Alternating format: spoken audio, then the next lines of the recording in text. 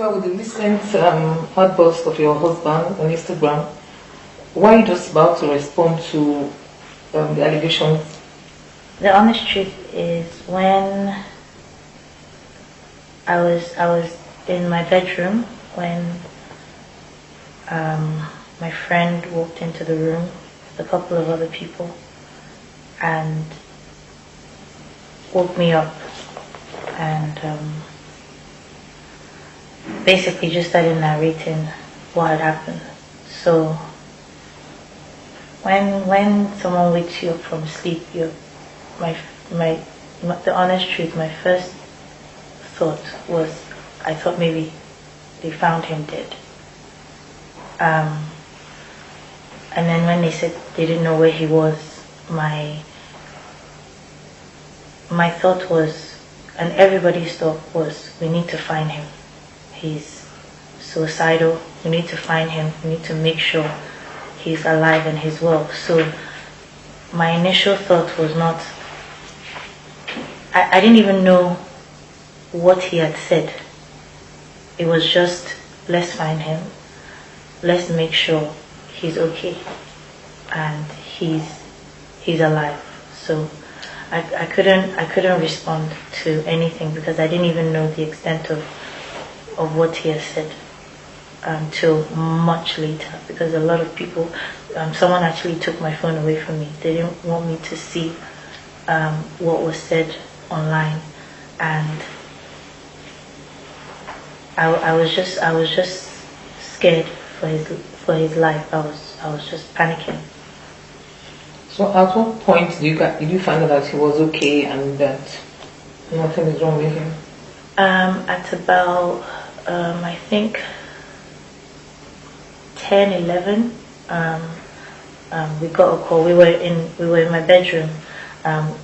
Banky's mom came and she was praying. We were all praying. I know that his family in LA were praying as well. And so about 10, 11, we got AM. We got the call that he'd been found on Lekki Bridge, and at least he was safe. He was, I believe, in Banky's house, and he was okay. Okay, now I remember very well, 2 years ago, we were all in Dubai for your wedding. This is, if I'm not wrong, supposed to be your anniversary. And I saw on Instagram you posted videos of you guys celebrating your new single, which was trending yesterday. TJ wasn't there. So at what point, at what point did all this event started? My marriage and my relationship has been very public. And at one point, I decided that I didn't want to make it public anymore. So I'm always nervous when it comes to his birthday, because if I post, they read meaning into what I post. Or if I don't post, then it means we've broken up or there's problem in our relationship. So when I knew the anniversary was coming, and I knew I was either going to have to post happy anniversary or not post. The honest truth is, for the past 2 months, TJ and I have not been together. And it was something that we were trying to work through. But for me, I knew that this marriage wasn't going to work. And it's been like that for the past 2 months. So I didn't know if I should post and keep up appearances, and I didn't know if I should not post and face reality. So did he try to contact you yesterday, and maybe via phone call, or to see if it's your anniversary, even if you guys are not going to be together again? I hadn't spoken to TJ since about a week now. He had left the house, and we were supposed to get some documents for my son. So what kind of documents? was supposed to get his passport. Okay. and I was calling him because he had booked the application online for him. And so I was calling him on Sunday night, like the interview's on Monday. You know, what time is it? Do you have all the documents? And he was reading the messages, but he wasn't responding. I remember I sent a message and I said, TJ, please, let's at least be friends and good parents to Jamil. And whatever is happening between the two of us, please, let's do this for Jamil. We need to go to the embassy. And he didn't respond. And I left it. I said, I know one day we'll apply for his passport. So you said for 1 week as a most spoken. At what point did you also realize that you need to move on with your life? And what are the things that made you make up your mind that you have to move on with your life back to Jane?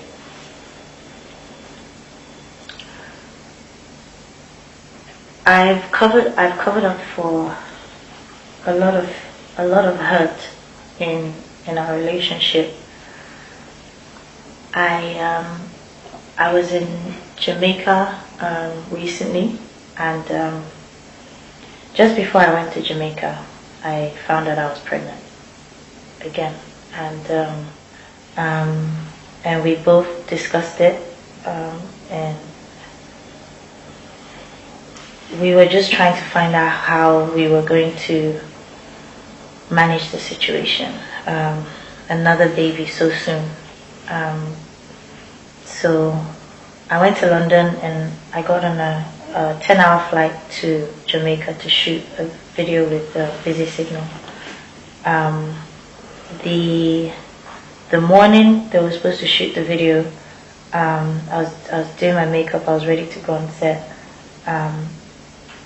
I started bleeding uncontrollably.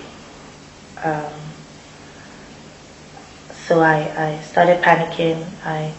I called TJ. I took pictures and sent it to him. Then I kind of passed out. And they rushed me to the hospital. I had complications. At one point I was trying to reach him and I couldn't get through to him. So Thompson, who was with me, just had to help me sign all the documents. I got discharged from the hospital. I was trying to call TJ to let him know what happened. He didn't call to see how it was, what happened. Everything happened. I got back to Nigeria, and while we were sleeping, his phone was going off, and it was in the middle of the night, and I kept on seeing he saved the numbers Edible Catering or something like that. To me that didn't make sense. Why is a catering company calling somebody at 2 a.m. in the morning? And yes, as a woman, I picked up his phone and I went through his phone and I got into his WhatsApp, and there's a long conversation with this same Edible number, saying can we meet at the hotel tonight? Do you live alone? Is it okay if I come by? Then the last message that I saw between them was she saying I had to leave at 7 a.m. this morning. You were sleeping when I left. And he now responded, wow, yeah, because you knocked me out last night. It was a great night. So obviously I wake him up and I'm like, what's going on? And he said to me, it's not what I think. I said, did this all happen in our bed? He said, no, it was in a hotel. So I said, you took another woman to a hotel room? He said, yeah, but nothing happened. That they were just chilling in the hotel till 7 in the morning, just you and another woman. And he wanted me to believe that. The thing that hurt me the most was this happened the period I was in Jamaica, and I was in the hospital. And I sent TJ pictures, which I have. Sent TJ pictures, and he was busy in a hotel with another woman while I was in a hospital, and I couldn't reach you, and you couldn't even be bothered to find out how I was. These are the pictures I sent of what happened. Blood everywhere, me in the hospital, and he didn't respond. At this point, I packed my stuff, I got my son, I went to my friend's house. Her name is Tiwa as well. I went to her house.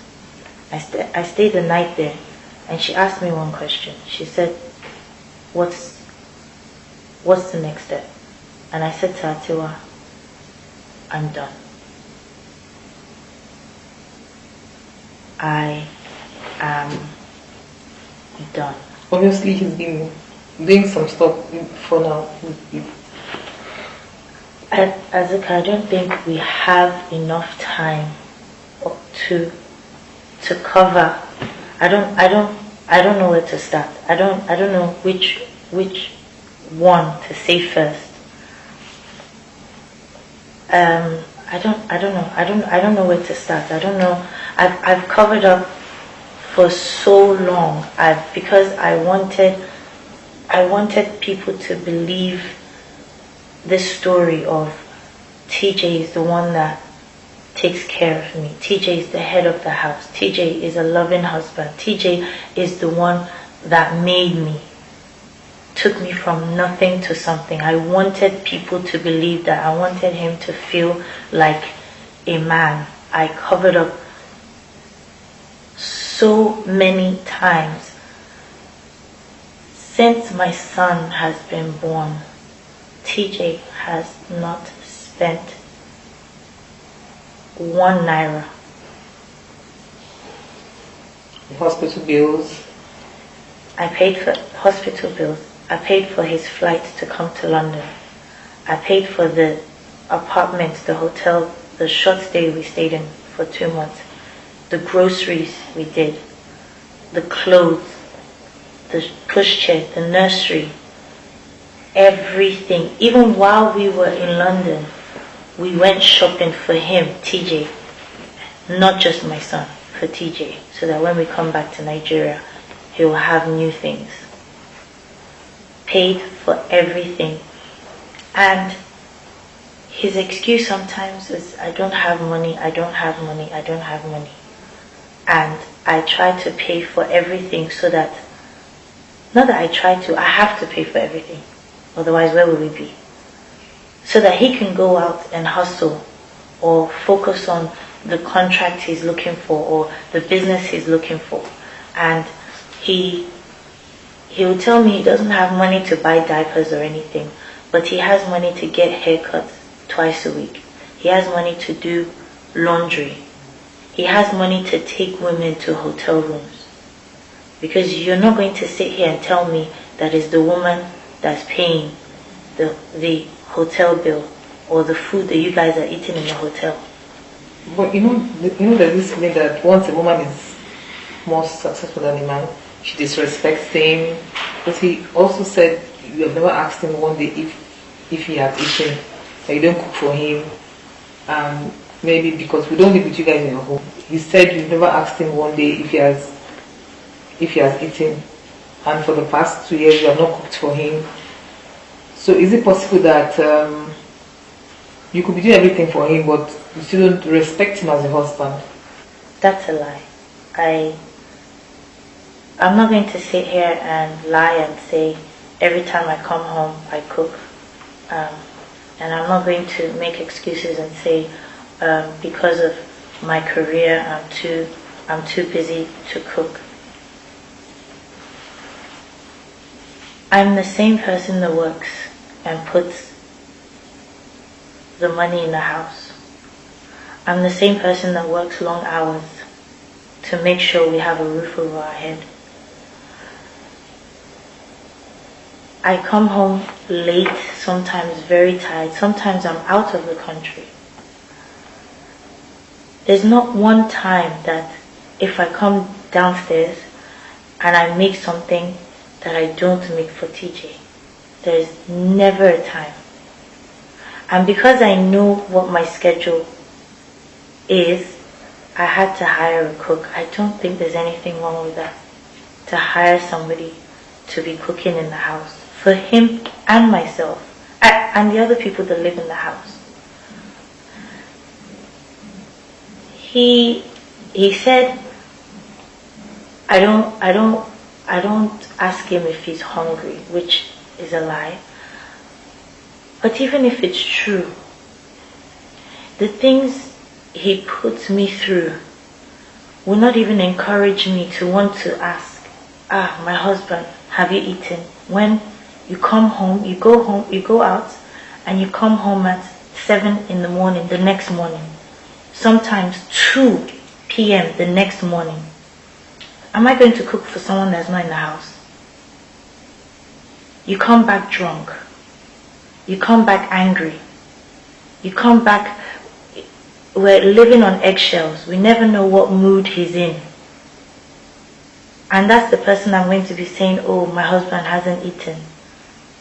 I should go down. You come back at 7 a.m. in the morning, so I should wake up and go downstairs and make breakfast when I don't know where you've been.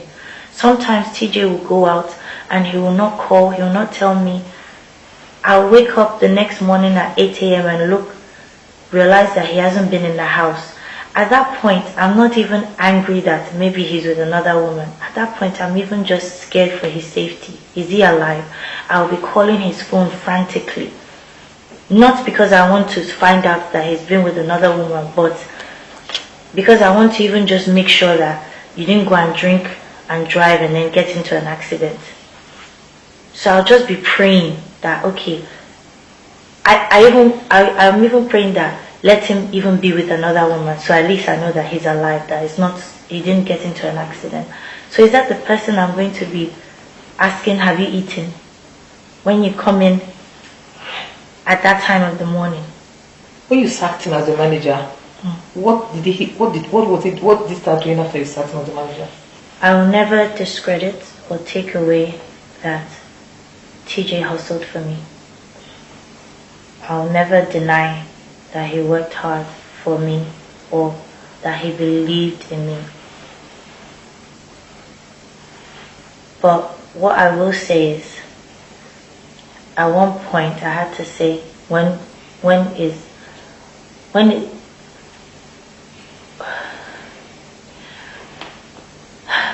we would go for, he was my manager, he was booking events and he would book shows. The first time I realized that there was some kind of foul play was he booked me for a wedding in London, and I kept on, company policy is that you don't go to the event until they pay you full. So as normal, I was like, okay, is this event still happening? He said, yeah, I'm in London already, and I'm calling the accountant that, okay, can you confirm payment has gone, everything is cool for me to perform? She said, they still haven't paid you. So I called TJ and I said, TJ, these people haven't paid. And TJ is like, no, just go, just perform, don't worry, everything is fine, just go and go. So I said, but TJ, you know this is not right, we don't normally do this. He said, don't worry. Fortunately for me, I know the guy that was one of the people organizing the wedding. So I pulled him aside and I said, sorry, boss, I know you, you're not like this, what's going on with payments? It's not fair, I'm already here, it's an hour to the reception, I'm supposed to perform. And he told me, what are you talking about? We've paid from about 4 months ago. And I was like, no, my accountant said there's no payment. So we started tracing, and I said, okay, please, can you send me the account you paid into? And he said they paid X amounts of money into such and such account, which was TJ's personal account, not company account. The other thing was, TJ declared that the show was for, I'll give an example, the show was for 3 million, but they really paid 4.5. So he declared 3 million, and he obviously pocketed the other 4.5. He didn't tell me. And then out of the 3 million, he's still receiving his management fee of 40%, which is, I don't know if you know my industry. I used to pay, me and him used to split 40. In fact, it was higher at one point. And, you know, from people starting advising me that you cannot be sharing 50-50, that I reduced my share of it and said, look, it has to be 60-40, but even that 60-40 is high for management. So what you did in that instance is you took money already, and then you now even collected your percentage, and you didn't feel anything. You're stealing from your wife. You're stealing from, and he didn't see it as him stealing. You're stealing from me. And so I had to perform at the wedding for free because he had already swindled the money. I don't know what he did with it. He also said that your mom, he accused the mom of, if you like the word, witchcraft. Because he actually said your mom wanted to turn him the way he turned your dad over his dead body, and that your mom has practically embarrassed him, I think, several. So does the mom live with you in the house, or she just came for a visit? No, my mom is based in the UK, and sorry, when I had Jamil, she moved back to Nigeria with us, and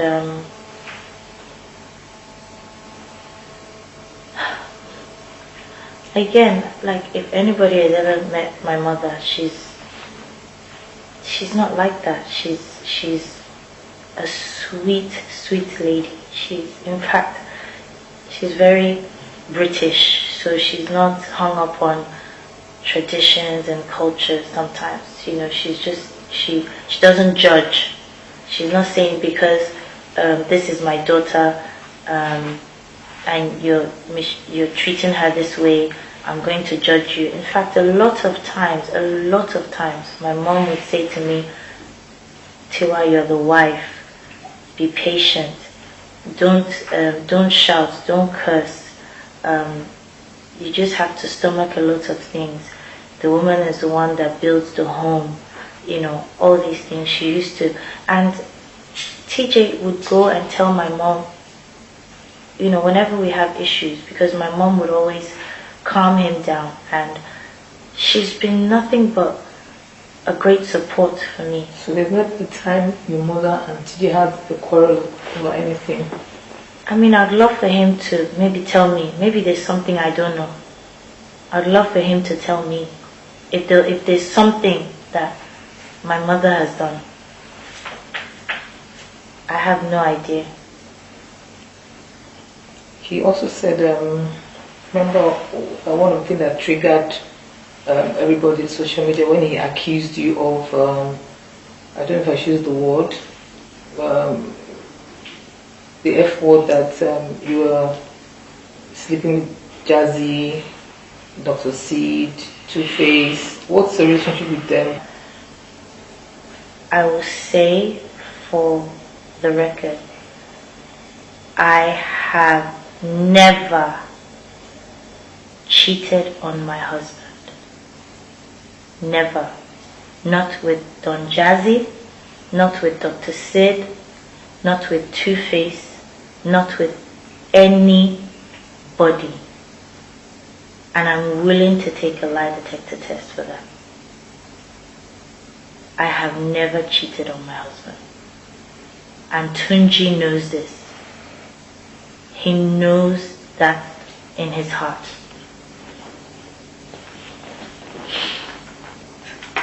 I wasn't going to say this, but sometimes, like, when we're in the studio, one of the things that, like Don Jazzy and some of my other label mates,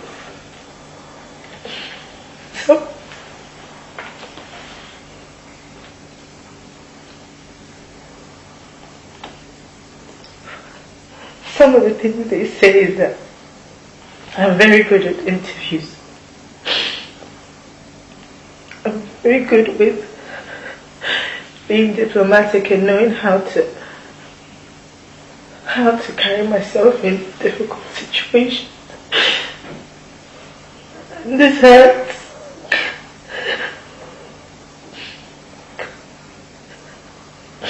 I'm not going to lie and tell you I haven't seen comments or seen what people are saying about me. And it's not true. What I can deduce from the whole drama, obviously, TJ's meltdown has to do with finance. Could it be that I don't know, you're his wife? Could it be that because of his incapabilities to provide for you, maybe he feels that you are the one, or maybe he wishes that he was in your shoes, since you're the breadwinner of the family? Or is there more to it that we don't know? Because why would he want to be attempting suicide? I mean, if it's just a normal marital problem. I know that not just for any man, any human being, when your finances are not straight, you'll be depressed, it will bother you. So I know that for a while, since he stopped working as my manager, he'd been struggling financially. But that wasn't my fault. I loved when we were working together. Everybody loved us as TJ and Tiwa. But you messed up. You started stealing from me. You started being fraudulent. And so I had no choice. I wanted to save my marriage. So I had no choice but to separate business from marriage. To say, okay, we can't work together. But so let's not work together. Let's save the marriage. But TJ loves to keep up with the Joneses. He wants to live a life that is not true. So you don't have steady income coming in right now, but you want to live larger than life. He went to buy a car, that's a Mercedes, that he knew he didn't have enough money to Did you buy the car for him, or? No, he'd saved up and he'd paid part of it. And so the person who he had owed the balance to kept on calling that he wants his balance. I ended up paying the balance for TJ. Which was how much? About 3 point something. And he says I took away his manhood, but you're running debt up and down, and because I want to cover your shame. Sorry to cut. What do you think he's trying to imply by saying to his manhood? Like, I'm not allowing him to be a man. He doesn't want people to really know that I'm the breadwinner. I'm the one that make the money. I'm the one that funds everything. And so I get that.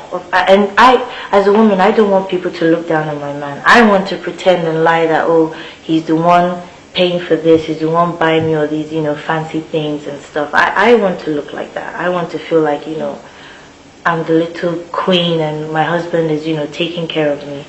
And so when it was time to pay, I put the money in his account so that he can pay the person he owes, so that they won't know it's really coming from me. He also went out to buy a Rolex watch, and he didn't end up he couldn't finish paying the balance. And so they called me as well. And also because I'm always scared that I don't want it to get out in press, because a lot of people use that to threaten me sometimes, that if your husband doesn't pay, we're going to go to press. Why are they going to press? Because they know my name, Tiwa Savage's husband. And all the time, because I'm always trying to avoid this, I'll find a way to find money to put in his account so that he can pay and pay off the debt. You're putting us in debt all the time. You're going out to clubs, carrying women to clubs, spending money on drinks, then you leave the tab, you don't pay it, the club owner will call me and I'll end up going to pay, or sending my assistant to pay, or putting the money into your account so you can pay off. All the time. I'm the one working, getting money, and you're not even helping me to manage the small money that we're getting. You're putting us in debt for things that I'm not enjoying. And the worst, the last thing that happened that I think really triggered this whole thing was that he went to borrow money from someone for 45 million. 45 million naira. And he's lost it. Did he invest in the business or just... I just found out. I have no idea. I just got a call. I was in the studio, I was recording. I got a call that EFCC have a petition, or they're investigating a case. My brother called me from London. He said, please, what's TJ's account name? I said, Ibrahim Balogun. He sent me an account number. I said, is this his account? I confirmed that. I said, yes. He said, he got on the phone. I left the studio. He said, TJ is in big trouble. He said, he's in deep trouble. Some people might hurt him. I said, why? What's going on? And he said, I need to be careful as well. Because we all know in situations when someone owes money and that person goes in hiding, who do they come after? They come after his family. They might kidnap his family, me or his son, and say until he pays the money, they will not release us. So in my frantic, and this is the period where we're not together, in my frantic mode to try and suppress this situation, I went to one of my big bros who I know can help. And even he said, where will he find 45 million to bail TJ? Where will I find 45 million to bail him out now? 45 million that you did not tell me you went to borrow. That you did not spend on me, that you did not spend on your son. A week ago, I told TJ that we're running out of milk, Jamil's food. And he didn't do nothing. And you borrowed 45 million. And you complain to everybody that can listen to you that you don't have money, but you cut your hair twice a week. You dry clean your clothes. Did you ask him what he did with the money? Maybe I haven't spoken to him since. All I've been trying to do is try and help him. Try and find somebody that will give me 45 million. So that they don't kill him. Or so that EFCC don't carry him. Or this news does not come out. What did you do with 45 million? Where do I want to find it? Or should we talk about the fact that I walked in on him taking cocaine in my house? when was that? We were still living in 1004 then, so I believe about just after we got married. I didn't even know he takes cocaine. I was upstairs recording with Spells. I noticed he was downstairs for a long time. I even came downstairs thinking maybe he was warming food or something. I walk into the kitchen, his back was turned, so I literally was standing there and I saw him. It's nothing. Yeah. So I screamed, TJ! He turned around, quickly the paper, put it in his pocket, but he still had white powder on his nose. So I said, what? I screamed, is that cocaine? He started screaming at me, what am I doing down here? What am I talking about? What cocaine? Am I crazy? Where's the cocaine? Where is the cocaine? I've come again. So the first thing I did was call his parents that, oh my, your son, no. Weed, I can even say I can manage. Alcohol, but cocaine. How does someone that claims he doesn't have money take cocaine. Cocaine, from what I understand, is for rich people, no? I'm very confident, I think so too.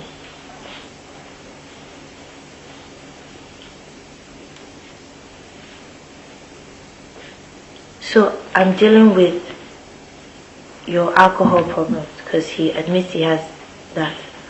I'm dealing with the fact that you come home late most nights. I'm dealing with infidelity. I'm dealing with cocaine. I'm dealing with bad debt. I'm dealing with a husband who is jealous of his wife's success. Sorry, I was going to ask you, before you guys decided to, walk up the eye, did you know, like, were there no signs that, signs, but just probably because you loved him so much, or you just feel that time was not on your hand, you want to get married?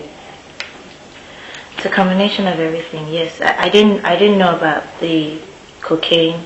I didn't know about the other child, apart from the two that he tells everybody on social media. I didn't know about I was going to ask about this. Is it true that he has a child in Nigeria too? Yes. Apart from the ones in America.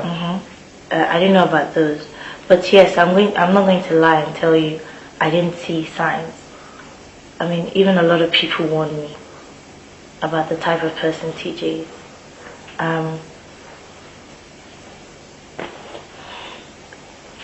going to say I made a mistake. I'm not ashamed to say it at this point. And everybody since at the beginning, everyone says you can't walk out of a marriage. Our culture frowns on it. You have to stay in it. You have to make it work. Okay, I made a mistake. Do I want to wait 10 years? Do I want to wait 15 years? If you're not happy, you can leave. And I was scared. Will I ever find somebody, like he said, oh, my age? I'm getting up there. And now I have a child. Will I ever find happiness? Will I ever find somebody else to marry me? That's the misconception that I feel sometimes in our society.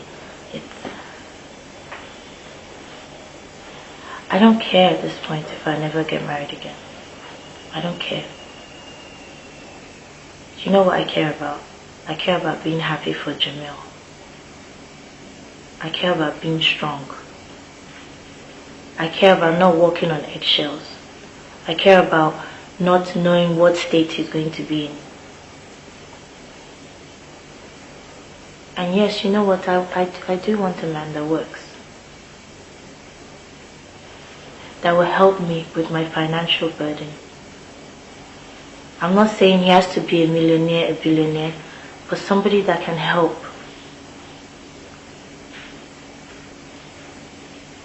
Or at least not put me in more debt.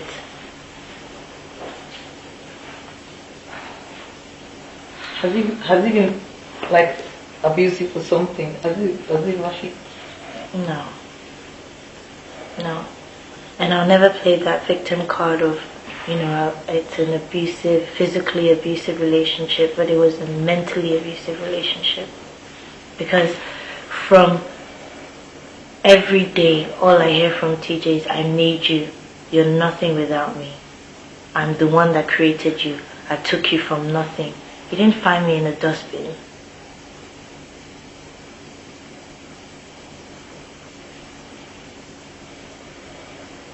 Well, look at your old pictures when I met you. Look at you now. So, I know you guys did traditional wedding, introduction, registry, white wedding. So are you saying that the marriage is finally over? Yes. It's been over for a while. And I've covered up for a while.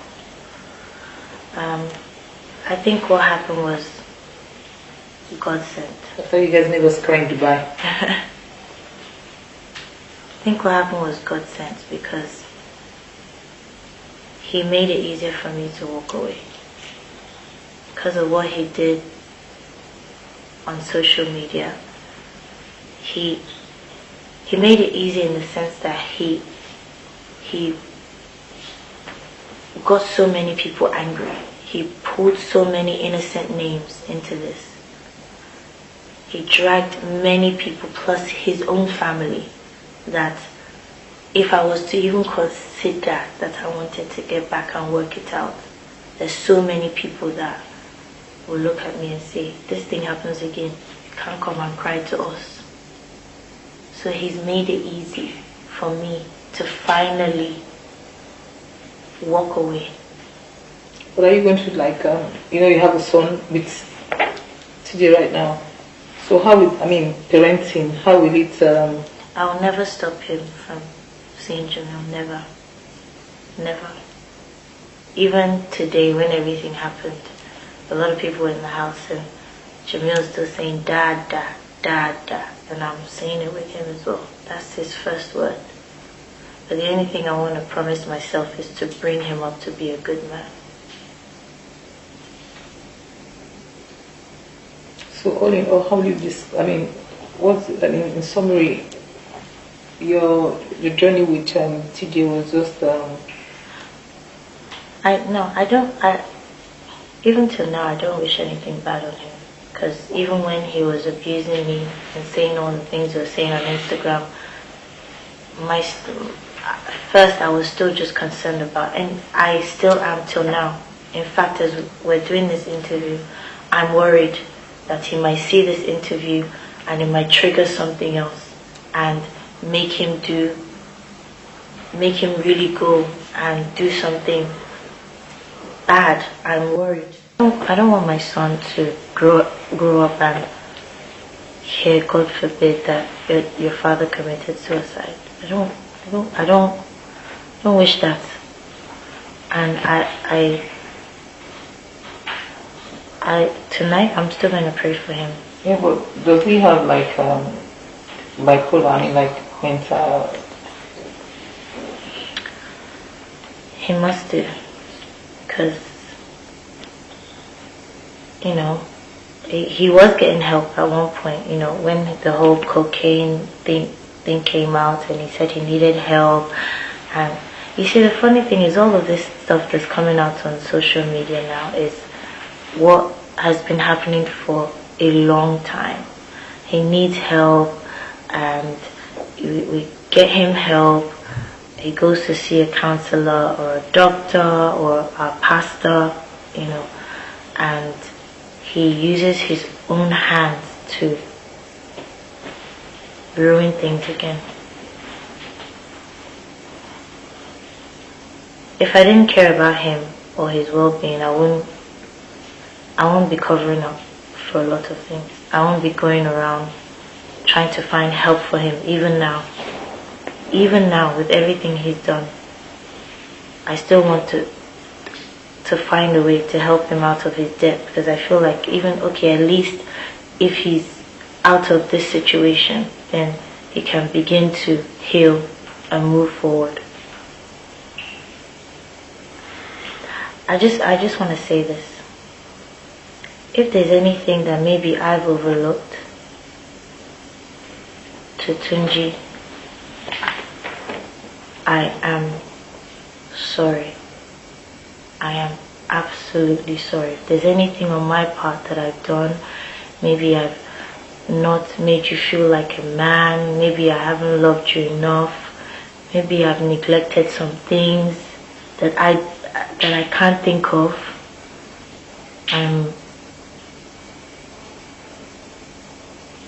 Tunji, I'm sorry, because you know I tried everything. I love you